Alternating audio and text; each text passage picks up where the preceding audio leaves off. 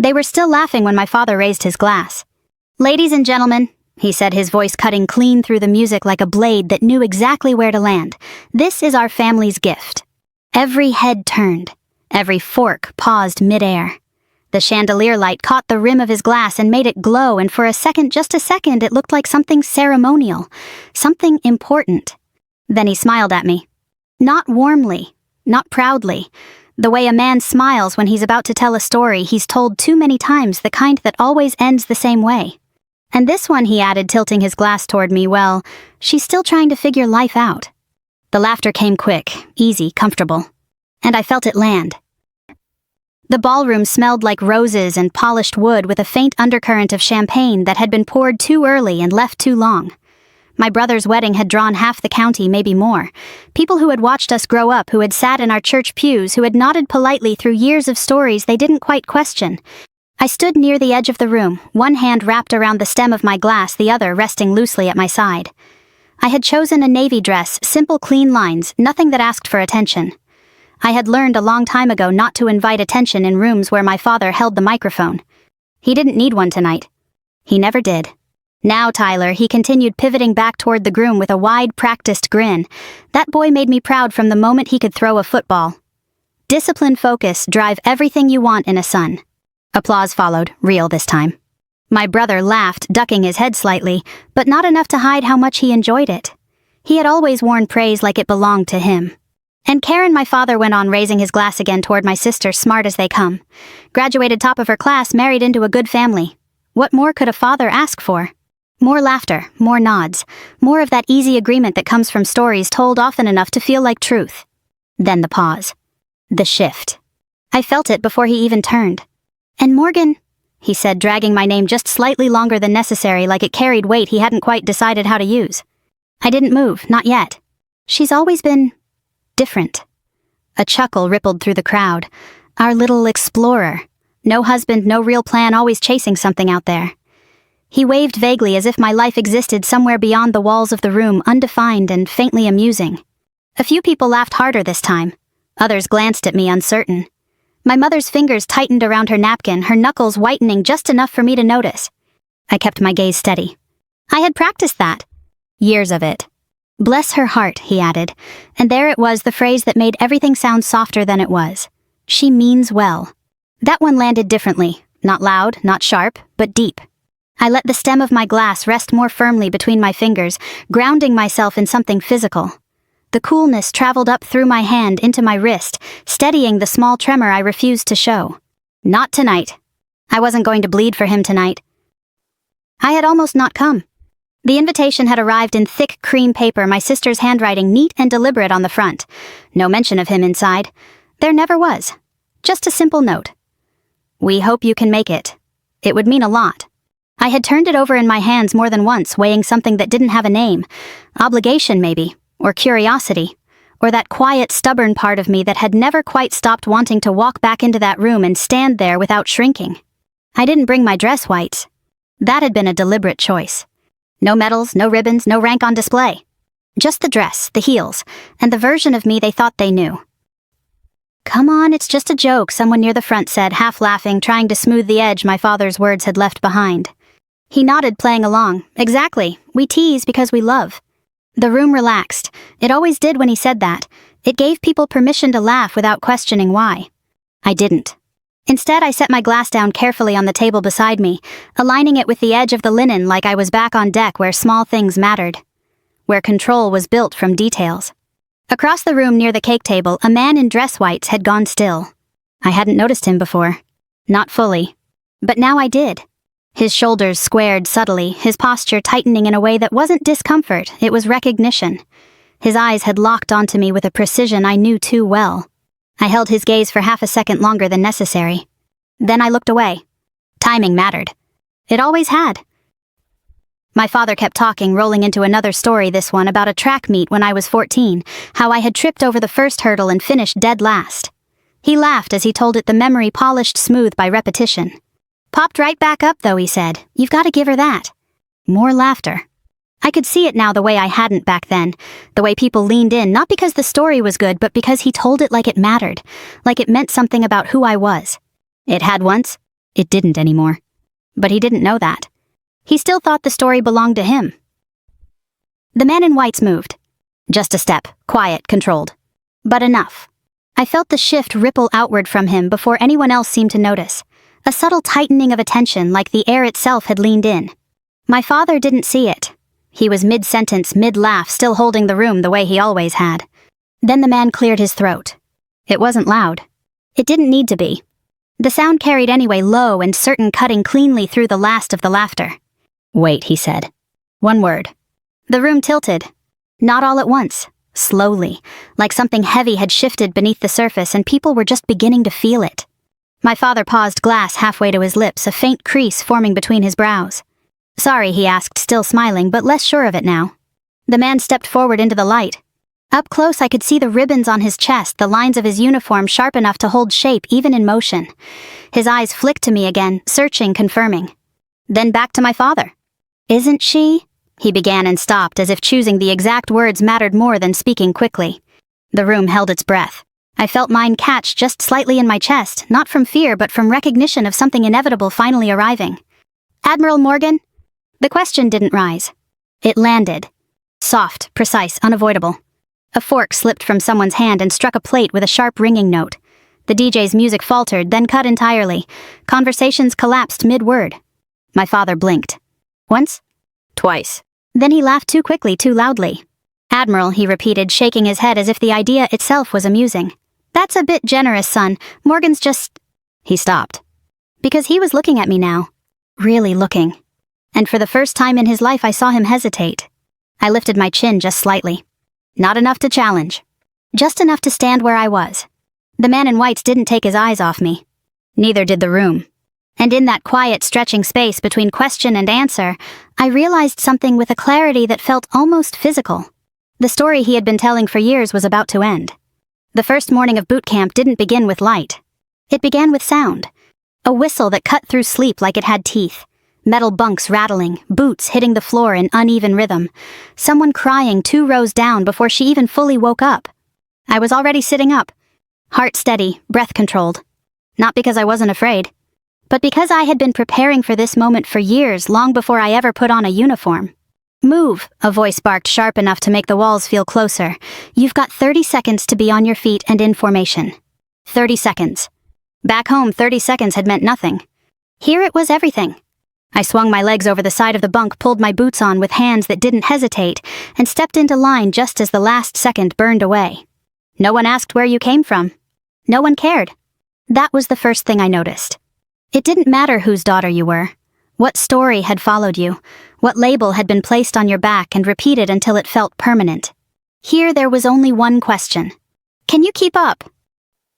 The days blurred into each other quickly. Push-ups on cold concrete until your arms trembled so hard you couldn't tell if you were still moving. Running until the world narrowed down to breath and impact, breath and impact. Orders shouted, corrected, repeated until they became instinct. There was no room for excuses. No room for the version of yourself you used to be. I watched girls break in ways that didn't make noise.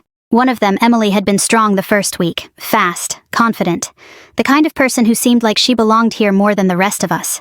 By week 3, she was sitting on her bunk one night staring at her hands like they belonged to someone else. "I can't do this," she said quietly, not to anyone in particular. No one answered. Not because we didn't care, but because we understood something she hadn't yet. This place didn't respond to doubt, only to endurance. I didn't think about my father much. Not at first. There wasn't time. Every ounce of focus went into staying 1 step ahead of exhaustion, 1 second faster than failure.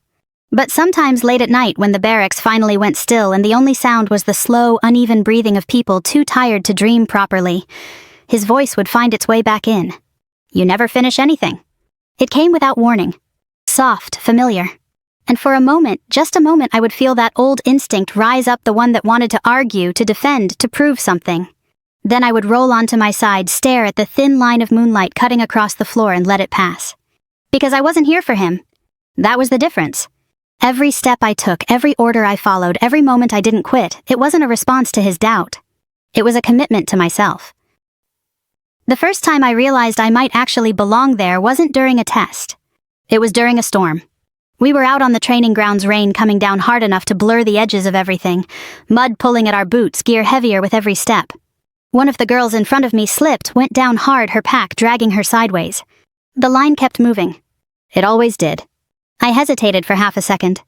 Then I stepped out, grabbed the strap of her pack, and pulled her back up. "Move," I said, my voice low, steady. She nodded, breath hitching, and we fell back into formation together.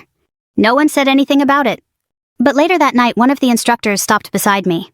"You didn't break formation," he said. "No, sir." "You helped without slowing down." "Yes, sir." He studied me for a second longer than necessary. Then he nodded once and moved on. That was it. No praise, no recognition. But I felt it anyway. A shift. Small, quiet, real. Deployment orders came faster than I expected. The paper felt heavier than it should have in my hands, the ink still sharp, like it hadn't quite settled into permanence yet.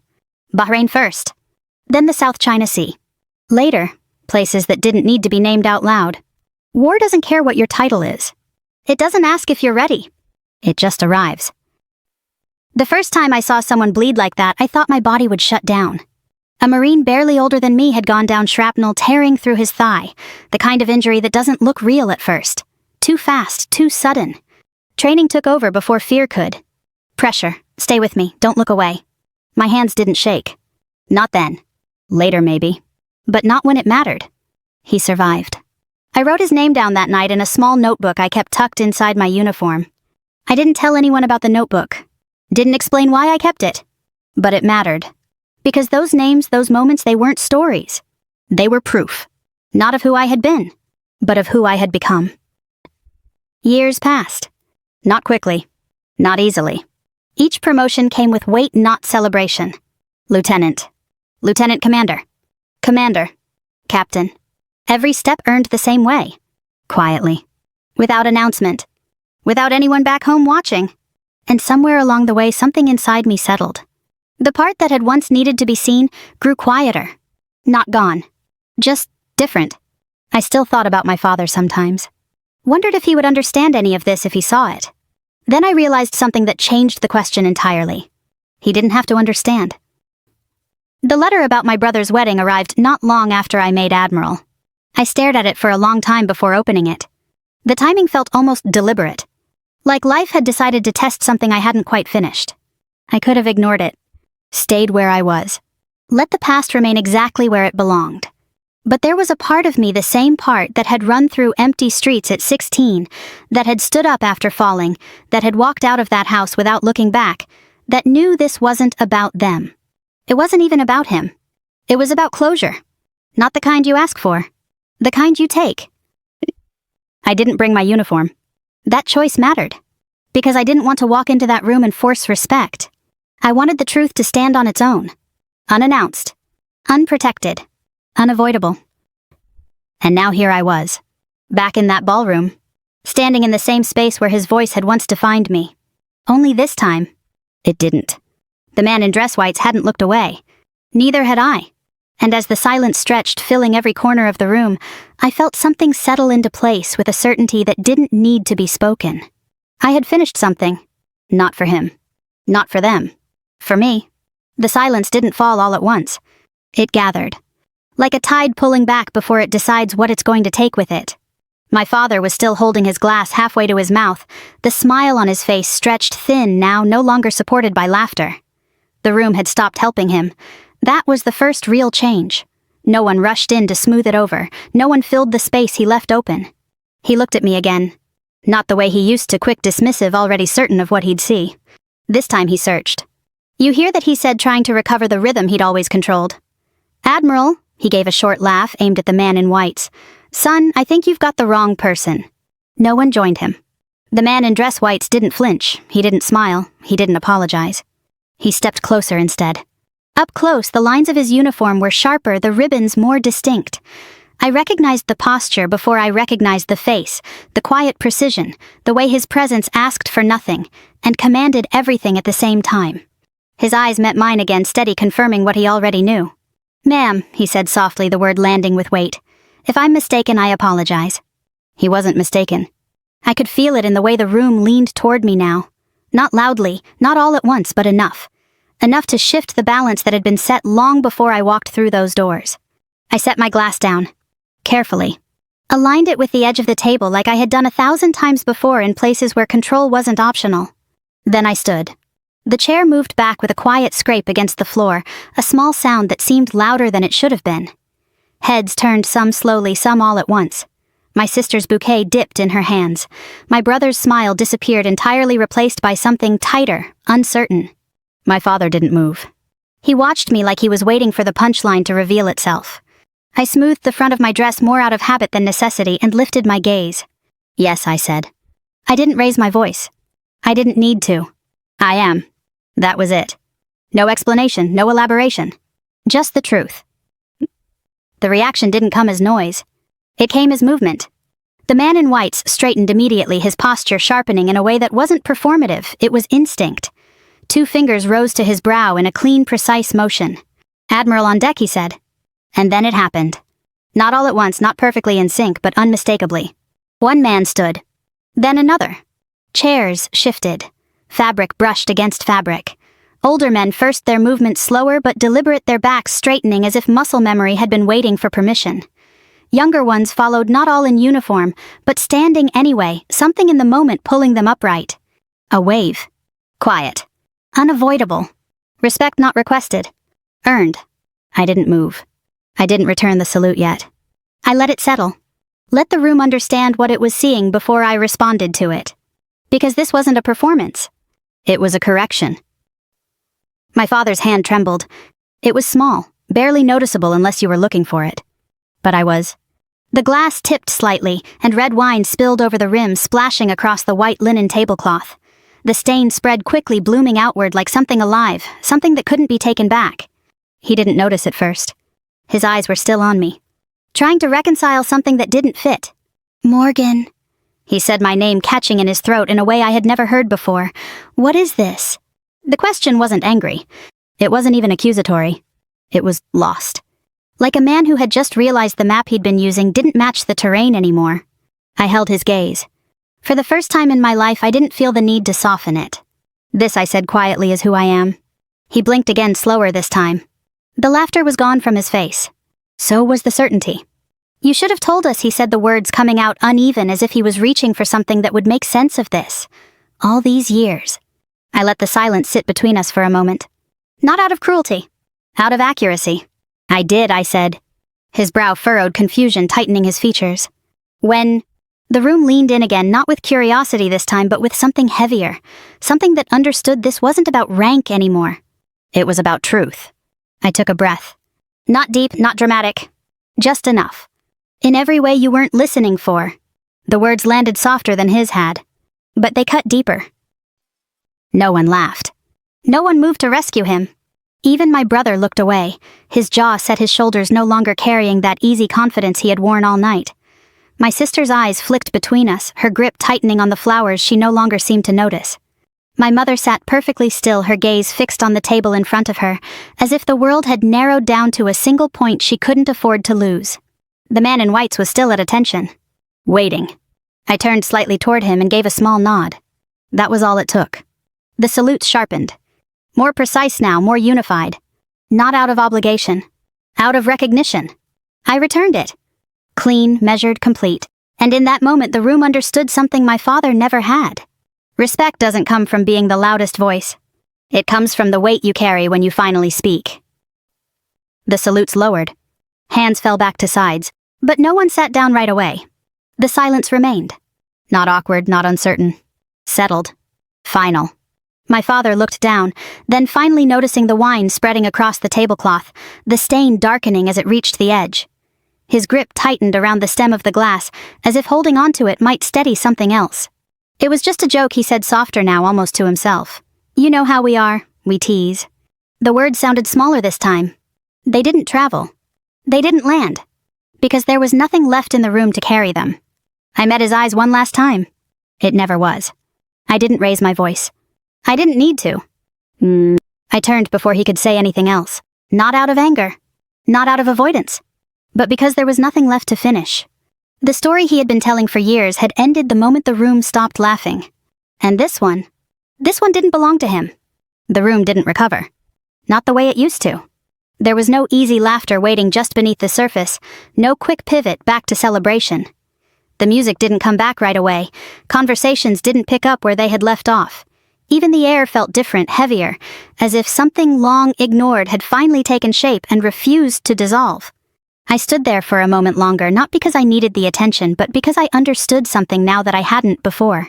Silence, when it's earned, doesn't ask for permission. It holds. My father cleared his throat again, louder this time, as if volume alone might bring the room back under his control. "Well," he said, forcing a chuckle that didn't quite form, "that's quite something." No one responded. A few guests shifted in their seats. Others kept their eyes lowered, not out of disrespect, but because they didn't know where to look anymore. The version of the story they had accepted for years no longer matched the woman standing in front of them. My brother stepped forward first. Not toward me. Toward the table. He reached for his glass, lifted it halfway, then set it back down again without drinking. His shoulders tightened, the easy confidence he had carried all night, gone, replaced by something more uncertain. Something quieter. Karen adjusted her grip on the bouquet, the flowers now slightly bent where her fingers had pressed too hard. She opened her mouth as if to say something, then closed it again. No one knew how to move inside this new version of the room. Except me. I turned to the bride and my brother. She looked at me carefully, as if trying to reconcile the person she had just been introduced to with the one she thought she had been meeting. "Congratulations," I said. My voice was calm, steady, the same tone I had used in rooms far more volatile than this one.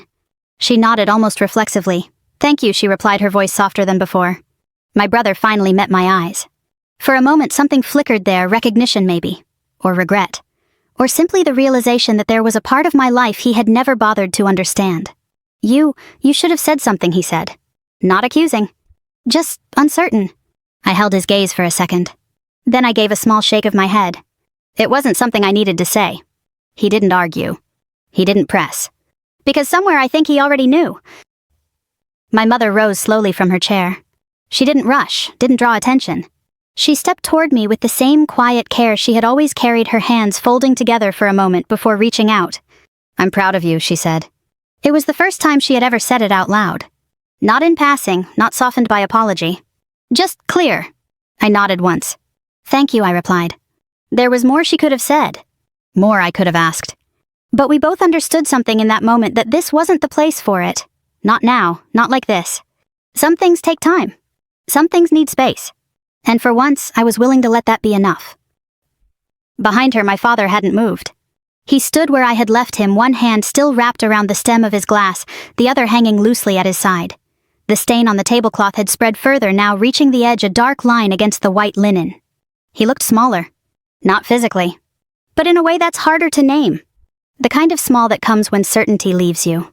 When the story you've told for years no longer holds. He met my eyes again, but this time there was no performance in it, no humor, no easy dismissal. Just a question he didn't quite know how to ask. I didn't give him the answer. Not because I couldn't, but because it wasn't mine to give. I picked up my clutch from the table, the simple weight of it grounding me in the present. No one tried to stop me. No one asked me to stay. And for the first time in my life, I didn't feel like I was leaving something behind. I was simply moving forward. The doors to the ballroom opened with a soft push, the warm air of the room giving way to the cool quiet of the night outside.